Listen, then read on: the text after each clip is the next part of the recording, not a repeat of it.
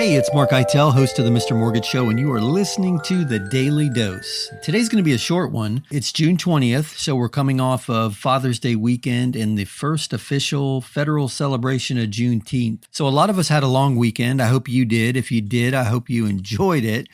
But that being said, there wasn't a lot of real estate and housing news today.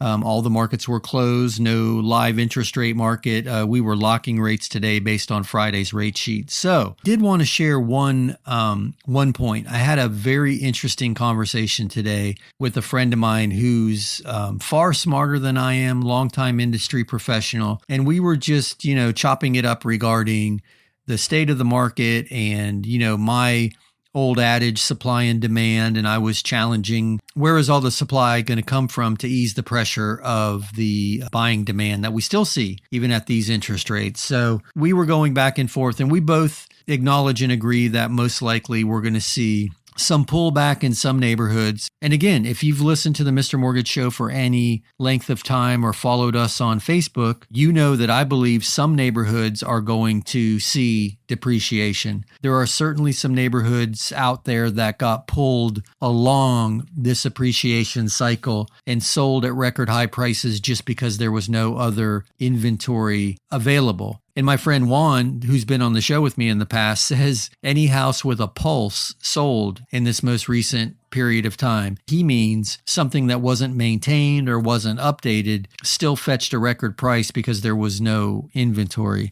a pullback. Those homes in those neighborhoods will likely see a pullback because as more inventory does come to the market and people have choices, that home is no longer going to be appealing.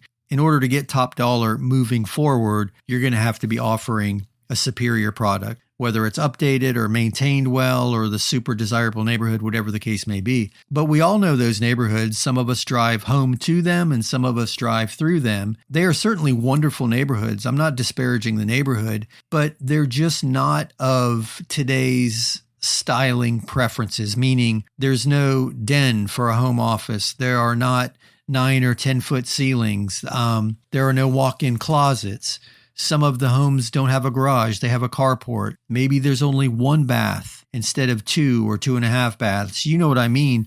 The 50 or 60-year-old home that has had no updates. So those neighborhoods will most likely see a pullback and yes, some depreciation. But I think the conversation of today did support the overall view that right now where we stand today is a fragile economy, record inflation, moving into a recession with rapidly increasing interest rates. All of that is going to put pressure on demand. It's just harder to afford things right now.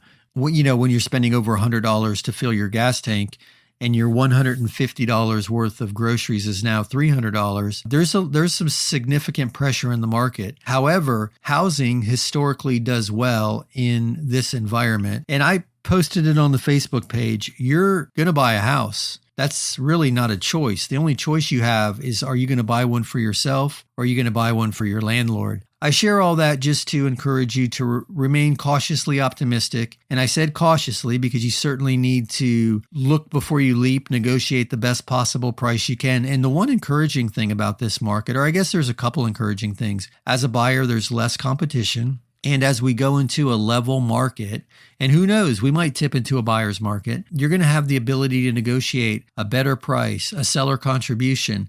And with rates where they are today, I'm encouraging people, if you can, use that seller contribution to buy down the interest rate. In the past, the seller contribution was primarily used to pay closing costs, but a great way to use it right now is to buy down the rate if it's a home you want to be in for any significant period of time. So anyway, I don't have any real estate news to share today. As I mentioned, the markets were closed, and tomorrow we jump right back in, get back at it. So, and tune in tomorrow. We'll have the real estate news that you are used to hearing. So again, my name is Mark Eitel, host of the Mr. Mortgage Show. If you'd like to check the show out, we're live every Saturday morning at 9 a.m. on iHeartRadio. You can find us on the iHeart app, or you can check out themrmortgageshow.com.